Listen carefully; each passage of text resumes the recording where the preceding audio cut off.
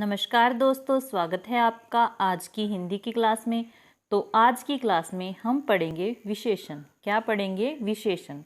हमने संज्ञा पढ़ ली है, ठीक है, सर्वनाम पढ़ लिया है और सर्वनाम और संज्ञा से ही जुड़ा हुआ क्या है? विशेषण है, ठीक है। तो आज विशेषण पढ़ लेते हैं। बस आप क्लास को पूरा देखना, मैं बिल्कुल सरल शब्दों में आपको विशेषण समझाऊंगी। विशेषण से आने वाला आपका प्रश्न कभी भी गलत नहीं होगा। तो शुरू कर लेते हैं।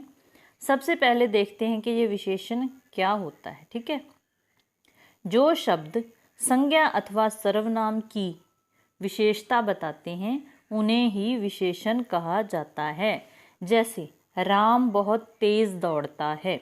राम बहुत तेज दौड़ता है, जहाँ संज्ञा हो गई राम, राम क्या हो गया? संज्ञा हो गई, ठीक है। तेज क्या हो गया? विशेषण हो गया, तेज दौड़ता है। तो फिर ये बीच में बहुत क्या रह गया? इसको भी आपको याद करना है कि जो शब्द विशेषण की भी विशेषता बता दे उसे कहते हैं प्रविशेषण, उसे कहते हैं प्रविशेषण, ठीक है। तो ये होता है प्रविशेषण। जैसे वह बहुत सुंदर है, ठीक है, इस तरह से। आगे देखते हैं। ये भी आपको ध्यान रखना है कि जिसकी विशेषता बताई जा रही है उसे तो विशेष्य कहते हैं। ये शब्द पूछा जा सकता है, जिसकी विशेषता बताई जाए। यहाँ पर राम की विशेषता बताई है ना, तो राम हो गया विशेष्य। जिसकी विशेषता बताई जाए उसे विशेष्य कहते हैं, और जो शब्द विशेषता बताए उसे विशेषण कहते हैं, ठीक है। इतनी बात आपको समझ आ गई होगी, ठीक है। आगे देखते हैं। एक होता है उद्देश्य विशेषण, ठीक है। उद्देश्य विशेषण, जहाँ पर संज्ञा से पहले विशेषण आ जाए वहाँ पर तो होता है उद्देश्य विशेषण, ठीक है। और जहाँ पर संज्ञा के बाद विशेषण आ जाए वहाँ पर होता है विधेय विशेषण। जहाँ पर संज्ञा क्या है? बच्चा है, बच्चा से पहले होशियार आ गया, होशियार क्या है? विशेषण है, तो उद्देश्य विशेषण हो गया। जहाँ पर संज्ञा बच्चा है और बच्चे के बाद में आया है होशियार, तो इसका मतलब यहाँ हो गया विधेय विशेषण। अब बहुत की बात कर लेते हैं, जो हमने ऊपर बहुत देख लिया, ठीक है। प्रविशेषण, जो शब्द विशेषण की भी विशेषता बताते हैं उन्हें प्रविशेषण कहते हैं। जैसे लड़की बहुत सुंदर है। सुंदर होना लड़की की विशेषता है, लेकिन बहुत कितनी सुंदर है? बहुत। इस सुंदर की भी विशेषता बता दी बहुत शब्द ने, इसका मतलब यहाँ पर है प्रविशेषण। इसी प्रकार से नितिन बहुत परिश्रमी है। परिश्रमी है, उसकी विशेषता है, लेकिन कितना परिश्रमी है? बहुत परिश्रमी है। तो यहाँ पर विशेषण की भी विशेषता बता देगी, तो वो क्या हो गया? प्रविशेषण हो गया। अब बात करते हैं, यहाँ से प्रश्न पूछे जाते हैं, वो तो बेसिक आपको पता होना चाहिए।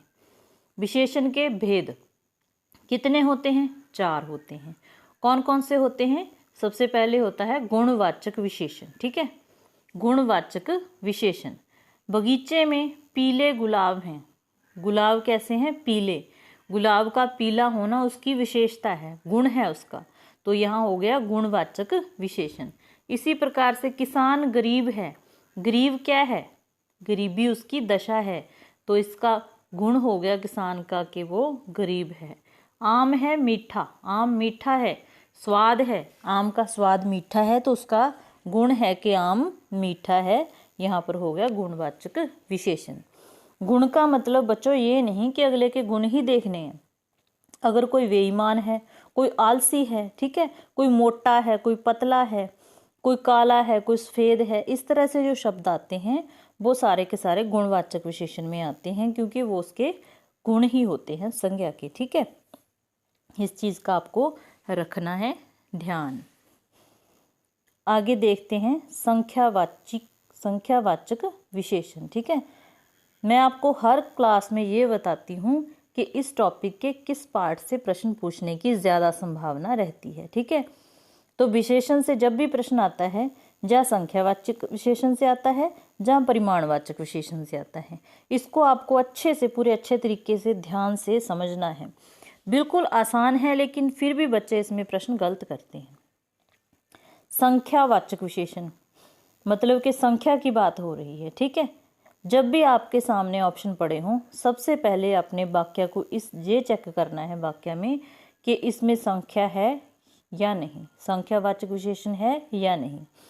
इसके लिए मतलब कि जो चीज़ हम गिन सकते हैं, अगर हम कोई चीज़ जो दी हुई है, संज्ञा है, सर्वनाम है, ठीक है, अगर तो वो गणना करने योग्य है, काउंटेबल नाउन है, तब तो वो है संख्यावाचक विशेषण। अगर हम जिस चीज़ की बात हो रही है उसे नहीं गिन सकते, ठीक है, तो वहाँ पर संख्यावाचक विशेषण नहीं होगा। उदाहरण से समझिए, हम दो मित्र हैं, ठीक है, हम दो मित्र हैं। कितने मित्र हैं? दो मित्र हैं। एक, दो, इसका मतलब हम तो इसको गिन सकते हैं, ठीक है। यहाँ पर अगर हो जाता हम 10 मित्र हैं, वह 10 लड़के हैं, 1 2 3 हम गिन सकते हैं। इसका जो मतलब हुआ कि सबसे पहले हमने इसी बात को देखना है कि जो विशेषण है वो संख्यावाचक है या परिमाणवाचक है। यहाँ तो संज्ञा जो सर्वनाम है गिनती करने योग्य हो, ठीक है, वहाँ तो हो गया संख्यावाचक। यहाँ बात आ जाए नापतोल की, वहाँ हो गया परिमाणवाचक विशेषण, ठीक है। हम दो मित्र हैं, हमने देख लिया कि मित्र हैं तो हम गिन सकते हैं, भी हमें पता चल गया ये तो संख्यावाचक विशेषण है, ठीक है। अब देखना है कि ये निश्चित है या अनिश्चित है। इस बात के लिए क्या करना है, आगे अगर तो दी है संख्या, जैसे 2 दिया है, 10 दिया, 1000 दिया, मतलब 1000 दिया, 2000 दिया, ठीक है, ये तो हो गई संख्या निश्चित। इसका मतलब तो हो गया कि संख्या निश्चित है, ये संख्यावाचक विशेषण है और निश्चित संख्यावाचक विशेषण है। अगर यहाँ पर दी हुई संख्या निश्चित नहीं है तो वहाँ पर अनिश्चित संख्यावाचक विशेषण हो जाएगा। जैसे भीड़ ने सैकड़ों लोगों को मारा, भीड़ ने सैकड़ों लोगों को मार दिया, ठीक है। पहले इस वाक्य में आपको क्या ढूंढना है कि ये संख्यावाचक है या परिमाणवाचक। भाई लोग है, लोगों को हम 1 2 करके गिन सकते हैं ना, ठीक है ना। इसी प्रकार से भीड़ है, भीड़ भी तो लोगों की है, ठीक है, तो इसका मतलब हम इनको गिन सकते हैं, तो हो गया ये संख्यावाचक विशेषण, ठीक है। लेकिन अब बात रह गई कि निश्चित संख्या है या अनिश्चित संख्या है। भीड़ ने सैकड़ों लोगों को मारा, हमें नहीं पता सैकड़ों मतलब कितने सौ है, 100 है, 200 है, ठीक है जी, 100 है, 200 है, 400 है, हमें इस बात की कोई हमें निश्चित जानकारी नहीं है। तो इसका मतलब क्या हो गया कि ये जो वाक्य है ये अनिश्चित संख्यावाचक विशेषण का है, ठीक है। क्या समझे आप? जब भी आपके सामने कोई वाक्य हो उसमें सबसे पहले तो आपने ये देखना है कि जिस संज्ञा की बात हो रही है उसको हम क्या गिन सकते हैं, गणना करने योग्य है वो संज्ञा। अगर आपका आंसर यस है कि हम गिन सकते हैं तो आपने देखना है कि जो आगे संख्या दी हुई है वो निश्चित है या इस तरह से है अनिश्चित है, ठीक है। अगर तो निश्चित है तो आंसर निश्चित संख्यावाचक हो गया, अगर अनिश्चित है तो आंसर अनिश्चित संख्यावाचक हो गया। उम्मीद है आपको समझ आ गई होगी संख्यावाचक विशेषण की, ठीक है। आगे देखते हैं परिमाणवाचक विशेषण। इसके और भी ज़्यादा चांस रहते हैं परिमाणवाचक विशेषण के आने के, ठीक है। इसमें आपको कैसे पहचान करनी है, सबसे पहले वही काम करना है। सबसे पहले आपको देखना है कि जिस संज्ञा या सर्वनाम की बात हो रही है, ठीक है, क्या उसको हम गिन सकते हैं या उसको उसका नापतोल होता है, ठीक है। अगर तो गिनने वाली बात है तो हमने ऊपर समझ लिया कि संख्यावाचक हो गया। अगर वो नापतोल वाली चीज़ है, वस्तु है, संज्ञा है, तो वहाँ पर क्या होगा, परिमाणवाचक विशेषण होगा। जैसे इस कमीज में 1 मीटर कपड़ा लगा, ठीक है, बात हो रही है कपड़े की। आपको भी पता है कि कपड़ा जब भी हम खरीदते हैं, देते हैं, तो नाप के, मीटर में नाप के हम कपड़े को लेते और देते हैं, ठीक है। तो इसका क्या अर्थ हो गया कि हमें इस चीज़ का तो भी पता चल गया कि ये तो कपड़ा है, हम नाप के लेते हैं, तो इसका मतलब हो गया ये परिमाणवाचक है, संख्यावाचक वाली तो बात कट गई, ठीक है। वो ऑप्शन तो हमने एलिमिनेट कर दिया, ठीक है।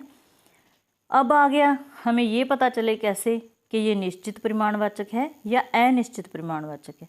इसके लिए आपने देखना है, अगर तो आगे संख्या, वही बात है, संख्या लिखी हुई है, तो निश्चित परिमाणवाचक है, इस कमीज में 1 मीटर कपड़ा लगा, ठीक है। निश्चित है कि 1 ही मीटर कपड़ा लगा है, ठीक है। तो हमें पता चल गया कि भाई ये तो निश्चित परिमाणवाचक विशेषण है। कई बच्चे बहुत बड़ी गलती करते हैं, ये 1 2 देख के ना सीधा संख्यावाचक पर पहुंच जाते हैं। जो चीज़ देखनी होती है वो देखते नहीं, जिसकी बात हो रही है आपको देखना सिर्फ वही है कि उसको हम नापते तोलते हैं या उसको गिनते हैं, ठीक है। तो आपका आंसर कभी गलत होगा ही नहीं। ये जो नंबरिंग दी है ये तो हमें निश्चित और अनिश्चित बताने के लिए है, ठीक है। अब बात आ गई, ये तो हमें पता चल गया कि ये निश्चित परिमाणवाचक का उदाहरण है, ठीक है। अगला देखते हैं, मैं अपनी बहन के लिए 2 किलो मिठाई लेकर गया, ठीक है। तो यहाँ पर सबसे पहले हमने क्या देखा कि बात हो रही है मिठाई की, और मिठाई को हम जब भी लेते हैं किलो में तोल के लेते हैं, और हमको पता चल गया कि भाई ये तो परिमाणवाचक विशेषण है, ठीक है। क्या है ये? परिमाणवाचक विशेषण का उदाहरण हमें पता चल गया, ठीक है। अब देखना है कि ये निश्चित परिमाण है या अनिश्चित है, ठीक है। 2 किलो दे रखी है, निश्चित है, स्पष्ट है, तो हम फटाफट से आंसर टिक कर देंगे कि यह निश्चित परिमाणवाचक विशेषण का उदाहरण है। आगे देखते हैं, राजेश ने थोड़े आम खरीदे। राजेश ने थोड़े आम खरीदे, वही पहले वाला स्टेप। पहले क्या देखना है कि ये परिमाणवाचक है कि संख्यावाचक है। आम है, आम को हम किलो में तोल के लेते हैं, ठीक है। किलो में इसको हम खरीदते हैं, तो क्या पता चला कि ये तो परिमाणवाचक वाली बात आ गई, ठीक है। अब देखना है कि निश्चित है कि अनिश्चित है। यहाँ पर कोई संख्या नहीं दी, सिर्फ दिया है थोड़े। थोड़े का हमें क्या पता है, 1 किलो को थोड़ा कह रहा है कि 2 किलो को कि 5 किलो को, ठीक है। तो इसका मतलब क्या हुआ कि ये परिमाणवाचक विशेषण तो है, हमें पक्का पता है। अब यहाँ पर संख्या निश्चित नहीं है, इसका मतलब ये अनिश्चित परिमाणवाचक विशेषण का उदाहरण है। ये चीज़ स्पष्ट हो चुकी है। दूसरा उदाहरण देखो, आज मैंने ढेर सारा मक्खन खाया, ठीक है। मक्खन है, मक्खन कैसे लेते हैं हम? तोल के, ठीक है। किलो में ये भी इस तरह से तोल के लिया जाता है, ठीक है। तो पता चला कि ये परिमाणवाचक विशेषण है। अब यहाँ ढेर सारा है, हमें नहीं पता वो एक पाव को ढेर कह रहा है, ठीक है, किलो को ढेर कह रहा है, या फिर 10 किलो को, ठीक है। तो इसका मतलब जो परिमाण है वो निश्चित नहीं है, तो अर्थ हो गया कि ये अनिश्चित परिमाणवाचक का क्या है? उदाहरण है, ठीक है, ठीक है। तो ये हो गया अनिश्चित परिमाणवाचक विशेषण। आगे देखते हैं, जो चौथा उदाहरण है, चौथा इसका भेद है सार्वनामिक अथवा संकेतवाचक विशेषण, ठीक है। उम्मीद है आपको संख्यावाचक विशेषण और परिमाणवाचक विशेषण अच्छे से समझ आ गया होगा। इसमें सबसे पहले आपने जब भी ऑप्शन मिले, आपको सबसे पहले तो आपने यही देखना है कि इसमें संख्यावाचक विशेषण है या परिमाणवाचक। जब आप ये चीज़ को का पता लगा लोगे तो उसके बाद निश्चित अनिश्चित अपने आप कर लोगे, ठीक है। संख्यावाचक जिसको हम गिन सकते हैं 1 2 करके, ठीक है, और परिमाणवाचक जिसको हम नाप तोल के देखते हैं कि कितना है कितना नहीं, ठीक है। आगे है सार्वनामिक अथवा संकेतवाचक विशेषण, ठीक है। इसमें क्या है कि जो सर्वनाम शब्द हैं संज्ञा से पहले आके सर्वनाम शब्द उसी संज्ञा को क्वालिफाई कर दे, उसकी विशेषता बता दे। जैसे वह लड़का बदमाश है, वह लड़का बदमाश है, वह क्या है? सर्वनाम है। लड़का क्या है? संज्ञा, संज्ञा से पहले बैठा है ये वह, ठीक है। अब वह है, ये इसी लड़के के लिए तो प्रयोग हुआ है और इसी लड़के को कहा गया है बदमाश है, ठीक है। इन तीनों बातों में एक ही चीज़ है, वह लड़का बदमाश है, लड़का बदमाश है, वह लड़का बदमाश है, ठीक है। तो इसका मतलब क्या हुआ कि जो सर्वनाम शब्द संज्ञा से पहले आके उसकी विशेषता बता दे तो वहाँ पर क्या होता है? सार्वनामिक विशेषण होता है। जैसे इस परीक्षार्थी ने नकल की है, इसी परीक्षार्थी ने नकल की है, परीक्षार्थी के लिए ही तो इस शब्द का प्रयोग हुआ है, तो इसी ने नकल की है, तो यहाँ पर क्या है? सार्वनामिक विशेषण हो गया। वह नेता विधायक है, नेता के लिए ही तो वह का प्रयोग हुआ है और उसी की विशेषता बताई गई है कि वो क्या है? विधायक है, तो यहाँ पर सार्वनामिक विशेषण इस प्रकार से होता है। अब विशेषण की कुछ होती हैं अवस्थाएं, जैसे मूलावस्था, उत्तरावस्था, उत्तमावस्था। डिग्रीज नहीं पढ़ते हम, गुड, बेटर, बेस्ट, वही चीज़ सेम इसमें है, याद करने वाली कोई चीज़ नहीं है। जैसे एक चीज़ तो कहूँ मैं कि ये चीज़ तो अच्छी है, दूसरी बात में मैं उसकी किसी और चीज़ से तुलना कर दूँ कि ये तो उससे अच्छी है, तीसरी बार मैं उसको कह दूँ कि ये तो सबसे ही अच्छी है, ठीक है। जैसे मीना क्लास में होशियार है, मीना रीना से होशियार है, मीना सबसे होशियार है। इस प्रकार से अगर बात आ जाए तो वहाँ पर ये अवस्थाएं लागू हो जाती हैं। जैसे मोहन होशियार है, मूलावस्था हो गई। मोहन सोहन से होशियार है, तुलना हो गई, यहाँ तुलना वाली बात आ जाए वहाँ पर उत्तरावस्था हो जाती है, ठीक है। इसके बाद मोहन सबसे ही होशियार है तो उत्तमावस्था, यहाँ पर उत्तमावस्था हो गई कि वो सबसे ही उत्तम है, तो यहाँ पर होगी उसकी उत्तमावस्था।